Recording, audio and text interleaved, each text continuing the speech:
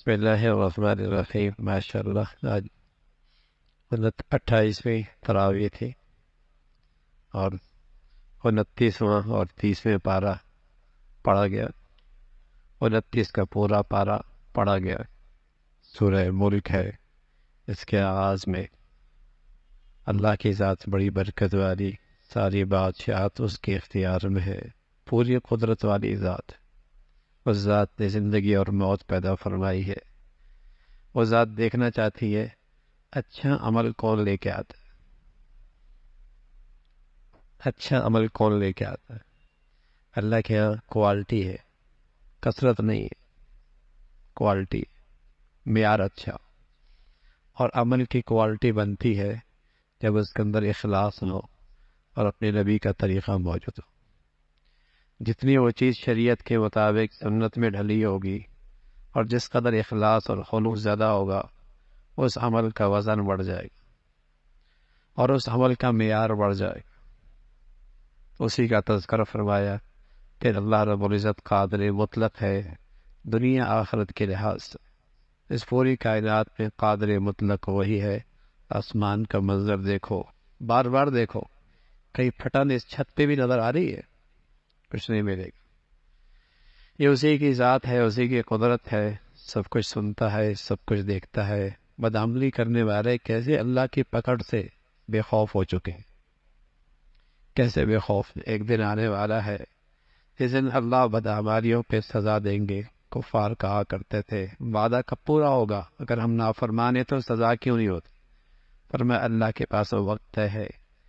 پھر اسی کی قدرت فرمائی کہ پانی جو زندگی کی ابتدا اور بقا کا سامان ہے، اور وہی پانی اللہ زمین کے اندر جذب کر دے تو کون ہے اس پانی کو لے کے آنے؟ ہر چیز کا وجود اور بقا پانی سے ہے، اور وہ ذات اس پانی ہی کو زمین کے اندر گم کر دے، کون لے کے آئے گا؟ ایک نادان گستاخ بے ادب کہنے لگا میں کنواں کھودوں گا، پانی نکال لوں گا۔ اللہ رب العزت نے فوراً تھپڑ مارا اور اس کی آنکھوں کی بینائی ختم کر دی، اس کی آنکھوں کا پانی ختم کر دیا۔ اور اللہ نے یہ بتا دیا پہلے اپنے آنکھوں کا پانی تو واپس لوٹا کے دکھا۔ آنکھوں کا پانی گم کر دے، جسم کا پانی گم کر دے، کون لاگ سکتا؟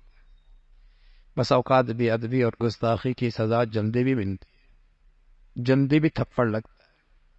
سورہ قلم ہے، علم اور قلم اسباب علم کی ہمارے دین اور ہماری شریعت میں بڑی قدر ہے۔ اسی کی قسم ہے کفار آپ کی گستاخی کیا کرتے تھے کہ آپ اخلاق سے عاری ہے، آپ سے رشتے ٹوٹ پھوٹ گئے ہیں۔ اللہ نے جواب دیا آپ تو عظیم اخلاق پر، آپ کے خلق تو بہت اعلیٰ ہے۔ اور ہمیشہ اس قسم کی باتیں کرنے والے کمینے لوگ ہوتے ہیں، جن کی نسلیں بھی مشکوک ہوتی ہیں، جن کی نسلیں بھی مشکل ہوتی ہیں، گرے ہوئے لوگ ہوتے ہیں، غیبت کرنے والے ہوتے ہیں، اور مال و دولت کی کثرت نے ان کو غفلت میں ڈال رکھا ہے، تکبر میں مبتلا کر رکھا ہے۔ پھر ایک باغ کا تذکرہ فرمایا۔ ایک کاشتکار باپ کا، ایک کاشتکار کھیت پہ کام کرنے والا ایک کاشتکار بڑا سخی دے خرچ کرنے، لیکن اولاد بڑی بخیل، اولاد بڑی بخیل۔ باپ بڑا سخی دل تھا، اولاد بخیل آئی اور سمجھا کہ باپ تو ایسی خرچ کر دیا کرتا تھا سارا مال، ہم کسی کو بھی نہیں دیں گے۔ اس خیال سے اور غلط جذبے کے ساتھ رات گزار رہے تھے، اللہ کی طرف سے آفت آئی، سارا باغ کا ملیے میٹ ہو گیا، نشان ہی مٹ گیا، نشان ہی مٹ گیا۔ اللہ کی پکڑ بڑی سخت۔ کوئی بھی اللہ کے ہاں اللہ کی دی ہوئی نعمتوں میں، مال میں بخل کرے گا تو انجام اچھا نہیں ہوتا، انجام اچھا نہیں لگتا، کسی کی نہیں گئی مصیبت میں لگ ہی جاتا ہے، لگ ہی جاتا۔ سخی بنو، سخی، سخاوت سے مال کم نہیں ہوتا، مال بڑھتا بھی ہے اور اس کام مال سے تعمیری کام بھی ہوتا۔ بخیل آدمی اللہ سے بھی دور ہوتا ہے، جنت سے بھی دور ہوتا ہے، جہنم کے قریب ہوتا ہے، مخلوق سے بھی دور ہوتا ہے۔ اور سخی آدمی اللہ کا بھی پیارا، مخلوق کا بھی پیارا، جنت کے بھی قریب۔ مسلمانوں کا قومی مزاج تھا سخاوت، سخاوت قومی مزاج مسلمانوں کا سخاوت۔ پھر حضرت یونس علیہ السلام کشتی میں، اب مچھلی کے پیٹ میں اللہ کو پکارتے ہیں، اللہ رب العزت نے نجات دیتے ہیں، فرمایا میرا نیک بندہ ہے، آزمائش میں آ گیا۔ قرآن ایک نصیحت کی کتاب ہے، پھر سورہ حاقہ ہے، آخرت کا تذکرہ ہے۔ دو طبقوں کی تقسیم ہوگی، نیکی اور بدی والے۔ بدی کرنے والوں کو، نیکی کرنے والوں کو نامہ اعمال دائیں ہاتھ میں ملے گا، بڑے خوش، بڑے خوش، اور کہیں گے آؤ ہمارا رزلٹ دیکھو، ہمیں تو اس رزلٹ کا یقین تھا، ہمیں یقین۔ اور بدعمالی کرنے والے، ان کو نامہ اعمال بائیں ہاتھ، انتہائی شرمندہ، رسوا، نہ مال کام آیا نہ آج اولاد کام آئی، زنجیروں میں جکڑ کر جہنم میں دھکیل دیا جائے گا، کوئی ساتھ دینے والا نہیں ہو۔ اور رسلین اور ایسے گناہ گاروں کا وہ کھانا، زقوم کا کھانا، تو اس کا تذکرہ فرمایا پھر سورہ معارج ہے۔ اللہ رب العزت نے اس کائنات کو بنایا، پھر آخرت کی زندگی ایک دن 50,000 سال۔ اس دن مجرم کہے گا اے اللہ میری جان چھوٹ جا، میری اولاد کو میرے بدلے میں جہنم میں ڈال، میرے گھر والوں کو ڈال دے، میری بیوی کو ڈال دے، میرے بچوں کو ڈال دے۔ تو لیکن وہاں تو جو مجرم ہوگا سزا اسی کو ملے گی، وہاں تو مجرم ہی کو سزا ملے گی، ظالم ہی کو ملے گی، بدکار ہی کو ملے گی، کوئی دوسرا نہیں پکڑا جائے گا۔ لیکن جن رشتوں کے خاطر اس دنیا میں آدمی اللہ کو ناراض کرتا ہے، اس دن انہی کو پیش کر دے گا، سارے رشتے فشتے ٹوٹ پھوٹ جائے۔ ہاں نیک لوگ، نمازوں کا اہتمام کرنے والے، اللہ کے راستے میں خرچ کرنے والے، نمازوں پہ استقامت کا مظاہرہ کرنے والے، امانتوں کا خیال کرنے والے، سچی گواہی دینے والے، نمازوں کو اپنے اوقات کے ساتھ خیال رکھنے والے، یہ ہے ان کی وہاں بھی عزت ہوگی، شرافت کا، ان کی وہاں بھی شرفاء میں ہوگے، اکرام ہوگا، اس کا تذکرہ۔ پھر حضرت نوح علیہ السلام کا تذکرہ ہے، اللہ کی دعوت دیتے ہیں اور دعوت دیتے ہی جاتے ہیں، اور صدیاں گزر جاتی ہیں، لیکن قوم اور بھٹکتی اور بھٹکتی اور دور ہوتی ہے۔ حضرت نوح علیہ السلام قوم کو نصیحت کرتے ہیں اللہ سے معافی مانگو، رحمت کی بارشیں آئیں گی، اللہ نرینہ اولاد دے گا، تمہاری معاشی حالت اچھی ہو جائے گی، توبہ کرنے کی یہ ساری برکات قرآن میں موجود ہے، رحمت کی بارشیں ہوتی ہے، کھیت زراعت شاندار ہونے لگتی ہے، معاشی حالت اچھی ہونے لگتی ہے، اللہ نرینہ اولاد دیتے۔ یہ استغفار، حسن بصری رحمۃ اللہ علیہ کی خدمت میں ایک شخص آیا، کہت کوئی وظیفہ بتائیں، اولاد نہیں ہے، فرمایا استغفار کرو۔ کچھ عرصے کے بعد ایک شخص آیا، کہا یا حسن بصری صاحب بارشیں نہیں ہو رہی، کوئی وظیفہ بتائیں، کہا استغفار کرو۔ کوئی ایک شخص آیا، کہا معاشی طور پہ بڑی پریشانی ہے، کہا استغفار کرو۔ پاس بیٹھنے والے نے کہا بیماریاں مختلف ہیں، حاجات مختلف تھی، نسخہ ایک ہی دیا، فرمایا اللہ نے کہا ہے، اللہ نے کہا یہ استغفار میں یہ تاثیر موجود ہے، بشرطیکہ کہ وہ قوم ندامت کے ساتھ اللہ سے معافی مانگے، ندامت اور شرمندگی کے ساتھ اللہ سے معافی مانگے، یہ ساری برکتیں ہیں موجود، اس عمل میں یہ تاثیر اللہ نے رکھی ہے، اس میں موجود ہے۔ اور کوئی شخص اپنی انفرادی زندگی میں سچی توبہ کرے گا تو اللہ کے نبی نے فرمایا 3 انعام ملے گا، 3 انعام ملے گا۔ تنگی سے اللہ رب العزت راستہ نکال دے گا، غم دل کا ختم ہو جائے گا، روزی اور معاش وہاں سے ہوگا اس کے وہاں و گمان کے اندر بھی نہیں ہو۔ یہ اللہ کے نبی نے استغفار کی تاثیر بتائی۔ اللہ ہمیں اپنے نبی کی بات پہ صحیح اعتماد نصیب فرما دے۔ دنیا کے طبیب نسخے دیں، کتنے اہتمام سے استعمال کرتے ہیں، اور کائنات کے سب سے بڑے انسان نسخے دیں تو مسلمانوں کے یہاں اس کا اہتمام نہیں رہتا، اور روتے بھی ہیں، چیختے چلاتے بھی ہیں، حالات ٹھیک نہیں، نہ نجی حالات ٹھیک ہیں نہ قومی حالات ٹھیک ہیں، لیکن وہ نسخہ جو طبیب اعظم دے کے گئے اس کی قدر بھی کوئی نہیں۔ حضرت نوح علیہ السلام نے اللہ کے سامنے بد دعا کی، اللہ اس قوم سے زمین کو پاک کرتے، ان سے کوئی امید نہیں ہے۔ اللہ رب العزت کی پکڑ آئی، غرق ہو گئے، کوئی بھی نہیں بچ رہا۔ سورہ جن کا تذکرہ ہے، اللہ کے فرشتے، اللہ کے یہ مخلوق ہے، اللہ کے نبی کا قرآن سنتے ہیں ایمان لے کے آتے ہیں۔ مسلم انسانوں کے لیے عبرت تھی کہ مخلوق جن جیسی تو ایمان لے آئی، تم ایمان نہیں لاتے، اس کا تذکرہ۔ پھر اللہ کے گھر کی بڑائی کا تذکرہ۔ اللہ کا گھر اس لیے ہوتا ہے مساجد جس میں صرف اللہ کے تذکرے ہوں، اور اللہ کے غیر کے تذکرے مسجدوں میں، یہ مسجد کی بڑی بے ادبی ہے، بڑی بے ادبی۔ آپ بتا دیجئے نفع نقصان کا مالک ایک اللہ ہے، ایک اللہ کے ذات، میں بھی نفع نقصان کا مالک نہیں، پھر اللہ نے اپنے حبیب کو بہت پیارے انداز سے پکارا، ایک کملی والے اٹھ، رات کی تنہائی میں میری بندگی کا تہجد پڑھ، ایک کملی والے، اور ٹھہر ٹھہر کے قرآن پڑھ۔ پہلے یہ تہجد فرض تھا اس امت پر، آسانی فرما دی، فرمایا فرض تو نہیں ہے، لیکن جو میرے پیارے ہوتے اور رات کو اٹھا کرتے، جو میرے مقرب ہوتے، میرے خواص اور خاص ہوتے، انہیں تہجد کی سعادت اور نواز نصیب ہوتی۔ اللہ ہمیں بھی نصیب فرما دے۔ سحری کا وقت ہوتا ہے، اٹھنا ہی ہوتا ہے بھائی، پڑھ لیا کریں اور اللہ سے مانگ لیا کریں، اللہ زندگی بھر کا معمول نصیب فرما دے۔ تہجد کی نماز جہاں اللہ کے مقرب بندوں کی نماز ہے، وہاں اللہ کے نبی نے اس کی تاثیر بتائی ہے، اس کو بٹھا دو بھائی۔ وہاں یہ تاثیر بھی بتائیے کہ اس سے جسم کی صحت بھی ہے، اس میں جسم کی صحت بھی ہے۔ طبیب کہہ دے صبح صبح واکنگ کر لو، صحت مل جائے گی، تو 30 سال سے سورج نکلتے نہیں دیکھا، واکنگ کرنا شروع کر دے گا سویرے سویرے۔ اور اللہ کے نبی کہہ رہے تہجد میں صحت ہے، تہجد میں بھی روحانی بھی صحت ہے، جسمانی بھی صحت ہے، اس کا تذکرہ فرمایا۔ اور پھر سورہ مدثر کا تذکرہ ہے، اب اللہ کی دعوت، اللہ کا پیغام پہنچاتے رہیں۔ ولید بن مغیرہ جیسا زمیندار، بڑی دولت، بڑا پیسہ، روزانہ ہر سالانہ کروڑوں روپے کی آمدنی اس کی ہوا کرتی، لیکن اس کی دولت نے اسے اور سرکش بنا دیا، اس کا تذکرہ فرمایا۔ پھر جنت جہنم میں جانے والوں کا تذکرہ، وہ کیا کن بری عادتوں میں مبتلا تھے کہ جہنم میں گئے، فرمایا ان کی ایک بری عادت تو یہ تھی کہ وہ نماز نہیں پڑھتے۔ جہنم میں جانے والوں کی عادات کا تذکرہ فرمایا، ان کی ایک عادت تو یہ تھی کہ وہ نماز نہیں پڑھتے۔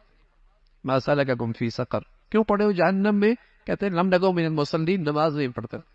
بڑی ہمت ہے مسلمانوں کی، قرآن پہ ایمان رکھتے ہیں اور پھر ان کی اولادیں اور بچیاں نماز نہیں پڑھتی اور فکر بھی نہیں ہوتی، دنیا کی آگ کی طرف جائیں تو بے چین ہو جاتی ہیں، جہنم کی آگ کی طرف میری نسل دوڑ رہی ہے، کسی کے ماتھے پہ بل نہیں آتا، کام پہ جو نہیں رنگ۔ ما سلککم فی سقر، کیوں پڑھے جہنم، نماز نہیں پڑھتے تھے۔ اللہ نہ کرے ہمارے گھروں میں کوئی بے نمازی ہو، اللہ نہ کرے۔ نماز تو اسلام کا وہ بنیادی رکن ہے بھائی، اس کے بعد اسلام ہے ہی کوئی نہیں اس کے بغیر۔ یہ تو جسم میں جیسے سر ہوتا ہے، ایسے ہی نماز اسلام میں سر کی مانند ہے، بغیر سر کی زندگی کوئی نہیں، بغیر سر کے میرے نبی فرمایا کرتے تھے اسلام کوئی نہیں، بغیر نماز کے اسلام کوئی نہیں۔ ما سلککم فی، جہنمیوں میں جانے کی وجوہات قرآن بتاتا ہے، نماز نہیں پڑھتے، ضرورت مندوں کی ضرورت نہیں پوری کرتے، بے دینوں کے ساتھ مل کر اہل دین کا مذاق اڑایا کرتے تھے، اور انہیں مرنے کے بعد کی زندگی کا یقین ہی کوئی نہیں۔ مسلمان انکار تو نہیں کرتا، مرنے کے بعد کی زندگی کا انکار تو نہیں کرتا، لیکن یقین اسے بھی کوئی نہیں۔ یقین اتنا کمزور ہو گیا کہ وہ زندگی آج ہمیں عمل پہ نہیں کھڑا کرتی، آج وہ زندگی ہمیں عمل پہ نہیں کھڑا کرتی، یقین نہیں ہے نا، وہ زندگی یقین پہ، یہ زندگی عمل پہ کھڑا کرتی ہے، روز دفتر جاتا ہے، روز فیکٹری جاتا ہے، روز دکان جاتا ہے، روز مزدوری کرتا ہے، یہ زندگی مجھے عمل پہ کھڑا کرتی ہے، وہ زندگی مجھے عمل پہ کھڑا نہیں کرتی، یقین کمزور۔ فرمایا آخرت کی زندگی میں یقین نہیں ہے، اس کا تذکرہ فرمایا، سورہ قیامت کا تذکرہ، قیامت ہے یہ موضوع، یہی ہے قیامت، قیامت مرنا ہے۔ فرمایا قدرت دیکھ تو نا، انسان کی شناخت اتنی دنیا ترقی کر گئی، لیکن سب سے مؤثر شناخت کا راستہ کیا ہے؟ انسان کی انگلیوں کے پورے، ہر وہ انسان ہے، کسی کا پورا دوسرے سے نہیں مل، اللہ۔ اور یہ ہے کتنا بڑا رقبہ، ہے کتنا بڑا حصہ، اس چھوٹے سی حصے میں اللہ نے کتنی لکیریں ڈالی ہیں کہ کھربوں انسانوں کی لکیریں آپس میں نہیں ملتی، سبحان اللہ۔ اور وہ اللہ ہے جہاں انسانوں کو دوبارہ پیدا کرے گا، وہ انگلیوں کے پورے بھی پیدا کرے گا، اس کی قدرت کا کیا گیا۔ لیکن تم ہو دنیا کی چاہت تمہیں زیادہ، تمہاری نظر میں زیادہ اہم ہے، آخرت کو تم فراموش کرتے ہو، اس کی مذمت فرمائی۔ انسان پہ ایک دور ایسا بھی آیا اس کا کوئی وجود ہی نہیں تھا، پھر اللہ نے اسے پیدا کیا، راستے دکھا دیے بھائی، شکر گزار بننا ہے، نافرمان بننا، ہدایت پہ چلنا ہے، گمراہی پہ چلنا، اختیار ہے، لیکن دونوں کی سزا اور انعام کا ایک اعلان بھی فرما دیا۔ اگر نیکی پہ چلو گے جنت ہے، مسیریوں پہ بیٹھے ہوگے، جنت کا تمہارا مسکن ہوگا، تمہاری حسن و جمال، تمہیں اللہ رب العزت حسن جمال سے نوازیں گے، اور سب سے بڑی بات وہ اللہ تمہیں خود پلائیں گے، اثر کے بعد بھی میں نے عرض کیا تھا کہ وَسَقَاهُمْ رَبُّهُمْ شَرَابًا طَهُورًا، آپ کے گھر میں مہمان آتا ہے تو آپ ملازم سے کہتے ہیں شربت پلا دو، کوئی اور اہم مہمان ہوتا ہے تو آپ بیٹے سے کہتے ہیں بیٹے تم پلا دو، اور کوئی اور بڑا مہمان ہوتا ہے عظیم، بڑا عظیم، جس کی قدر زیادہ ہوتی ہے، آپ خود کھڑے ہو کے اسے پلا رہے ہوتے. سبحان اللہ. بعض خوش نصیب جنتی بھی ایسے ہوں گے اللہ انہیں خود پلا رہا ہو. وَسَقَاهُمْ رَبُّهُمْ شَرَابًا طَهُورًا. ایسی شان، ایسی محبت، ایسی اللہ رب العزت اکرام. سبحان اللہ. یہ جنت میں سب کچھ ہو، اس کا تذکرہ فرمایا. سورہ مرسلات کا تذکرہ ہے، کئی سارے قسمیں کھائیں، فرمایا فیصلے کا دن آنے والا ہے، جھوٹے عقیدہ، جھوٹا عمل، جھوٹی زبان، بڑی بربادی ہے، بڑی بربادی. اس کی کئی مرتبہ مذمت فرمائی. پھر جنت کی نعمتوں کا تذکرہ ہے، نیکی کرنے والوں کو اللہ رب العزت یوں ہی نوازا کرتے ہیں. پھر سورہ نبا ہے، قیامت آئے گی، وہ بڑی خبر ہے، قیامت کی خبر بڑی خبر ہے. اور اس سے اللہ کی قدرت دیکھو نا، زمین و آسمان کا یہ سارا نظام، آسمان سے بارش کا برسنا، کھیتوں کا اگنا، اور زمین کے اندر سے سارا نظام کس کے حکم سے چلتا ہے؟ اللہ کے حکم سے چلتا ہے. پھر پرہیزگاروں کے لوگوں کے لیے کامیابی ہے، جنت کی نعمتیں ہیں، اور وہاں کوئی تکلیف کی بات، بےہودہ بات جنتی نہیں سنے گا. وہاں سفارش کون کرے گا؟ جسے اللہ اجازت دے. نبی سفارش کریں گے، شہداء سفارش کریں گے، علماء سفارش کریں گے، حفاظ سفارش کریں گے. یہ اللہ کے مقرب ترین لوگ ہوں گے، وہ جنہیں اللہ سفارش کی اجازت دیں گے. انبیاء کریں گے، علماء اولیاء کریں گے، علماء کریں گے، حفاظ کریں گے، شہداء کریں گے. یہ اللہ کے مخصوص لوگ ہوں گے جنہیں سفارش کی اجازت ہوگی، اور جنہیں اجازت نہیں ہوگی وہ کوئی سفارش نہیں کر سکتے. سورہ نازعات کا تذکرہ ہے، اللہ کی بڑائی کو عدد. پھر حضرت موسیٰ علیہ السلام کا تذکرہ، اور ان کے مقابل پہ آنے والا سب سے روئے زمین کا بڑا دشمن فرعون. کہتا تھا میں رب ہوں، رب ہوں، ربوبیت کا دعویٰ کیا کر، انا ربکم الاعلی. اللہ نے پکڑ فرمایا ایسی پکڑ گئی کہ عبرت کا نشان بنا. بڑی خبر آنے والی ہے، اس دن انسان کو ہوش آئے گا. لیکن وقت نکل چکا. آج جو دنیا میں اللہ کے سامنے کھڑے ہونے سے ڈر گیا اور خواہشات کی زندگی سے دستبردار ہو کر مولا کی زندگی اختیار کرنے لگا، جنت اس کا ٹھکانہ ہے. ایک نفس پرستی کی زندگی ہے اور ایک خدا پرستی کی زندگی ہے. خوف خدا اندر آ جائے تو نفس پرستی سے آدمی دستبردار ہوتا ہے اور خدا پرستی کی زندگی پہ آ جاتا ہے. اور جب آدمی آخرت کو فراموش کر بیٹھتا ہے، خدا پرستی کو چھوڑ دیتا ہے، نفس پرستی کی زندگی اختیار کرتا ہے. اور یہ سب سے بڑا فتنہ آج دنیا کا سب سے بڑا مذہب ہے، جو من میں آیا وہ کرنا، جو من میں آیا وہ کرنا. پھر سورہ عبس کا تذکرہ ہے. قریش کے سردار، ان کی چاہت تھی آپ ہمیں تھوڑا سا وقت دیں اور صرف ہم سے بات کریں. آپ کی مجلس میں اور کوئی غریب فقیر کوئی نہ ہو، بس ہم سے بات کریں. بس ہماری عزت کا تعلق ہے، ہماری شان ایسی ہے کہ آپ اکیلے میں ہمیں وقت دیں. اللہ کے نبی صلی اللہ علیہ وسلم ان سے بات کر رہے تھے. اتنے میں ایک مخلص صحابی حضرت عبداللہ بن مکتوم وہ آئے اور کوئی سوال کرنے لگے. آپ علیہ الصلوۃ والسلام اس خیال سے کہ یہ آج ہاتھ آئے ہیں، ان سے بات کر لی جائے، یہ تو اپنے ہی ہے، پھر بھی پوچھ لے گا. لیکن اللہ کے نبی صلی اللہ علیہ وسلم کو اللہ نے کہا نہ، یہ طالب ہے، یہ سچا طالب ہے. اور یہ لوگ ہیں ان کے اندر طلب نہیں ہے. طلب طالب کا پہلا حق ہے. جس کے اندر طلب موجود ہے اسے آپ پہلے وقت دیں، اس کو آپ زیادہ اہمیت دیں. اس کا تذکرہ فرمایا. پھر آخرت کا تذکرہ، جہاں ہر آدمی دوسرے سے بھاگتا ہوا نظر آئے گا. آدمی اپنے بھائی سے بھاگے گا، ماں سے بھاگے گا، اولاد سے بھاگے گا، سب ایک دوسرے سے، ہر ایک اپنے شغل میں، اپنے کام میں ایسا ہوگا کہ کسی کو کسی کی پرواہ نہیں ہو. کچھ چہرے جن کے چہروں پہ خوبصورتی چمک رہی ہو، حسن چمک رہا ہو، چہرے چمک رہے ہوں گے، وہ لوگ کامیاب لوگ ہوں. کچھ لوگ جن کے چہروں پہ سیاہی ہوگی، جو دنیا میں اللہ کی نافرمانی کرتے تھے. یہ منظر وہاں ہوگا. پھر سورہ تکویر کا تذکرہ ہے، کس طریقے سے سارا نظام درم برم ہو جائے گا، ستارے بے نور ہو جائیں گے، سورج چاند کی روشنی ختم ہو جائے گی، جنگل کے درندے شہروں کی طرف دوڑ پڑیں گے. اور وہ دن قائم ہوگا، وہ بڑا سخت دن ہے، بڑا سخت دن ہے. اور وہاں مردہ کی ہوئی لڑکی وہ بھی پوچھے گی مجھے زندہ درگور کیوں کیا گیا تھا، مجھے زندہ کیوں مار دیا گیا تھا. اس زمانے میں تو بچیاں پیدا ہوتی تھیں پھر انہیں قتل کرتے تھے، اور آج 4 مہینے کے بعد 5 مہینے کے بعد بچوں کو ضائع کر دیتے. اس لیے کہ بچہ ایک ہی اچھا، یا بچہ 2 ہی اچھے، یا بچیاں کی ہو بس بچے ہوں. ہاں جب پتہ چلتا ہے 4 مہینے کے بعد 5 مہینے کے بعد اسے قتل کر دیتے ہیں. یہ قاتل ہے، جو کہتا ہے وہ بھی قاتل ہے، جو کرتا ہے وہ بھی قاتل ہے، جو سہولت کار ہے وہ بھی قاتل ہے۔ روح پڑ جاتی، روح پڑ جاتی کل قیامت میں۔ آج تو شاید کوئی ہاتھ نہ ڈالے، لیکن کل قیامت میں تو یہ مظلوم اللہ کے سامنے فریاد کرے گا، برجا کرے گا۔ پھر قیامت کا تذکرہ ہے اور انسان کو تلقین فرمائے، انسان تو اپنے رب سے کیوں غافل ہے؟ دیکھتا نہیں اپنی تخلیق، اپنا جسم کیسے اللہ نے تیری ذات کے اندر کیسی کیسی نعمتیں رکھی ہے اور کیسا حسین بنایا ہے، ایسا جیسے تو نے چاہا کہ ایسا مجھے بنا دے۔ ارے آنکھیں کہیں اور ہوتی، ناک کہیں اور ہوتا، منہ کہیں اور ہوتا، سبحان اللہ، لقمہ اٹھاتا ہے، دیکھ بھی لیتا ہے، سونگ بھی لیتا ہے، کھا بھی لیتا ہے۔ ہاں؟ ایسی خوبصورت تصویر بنائی ہے، پھر اس رب کریم سے کس چیز نے تجھے غافل کر رکھا؟ وہ دن آنے والا ہے، دن بڑا سخت ہے، اور وہاں بادشاہت فیصلہ صرف ایک اللہ کا ہے اور کوئی نہیں ہوگا۔ اللہ رب العزت اپنی عظمت، محبت اور آخرت کی سچی فکر نصیب فرمائے۔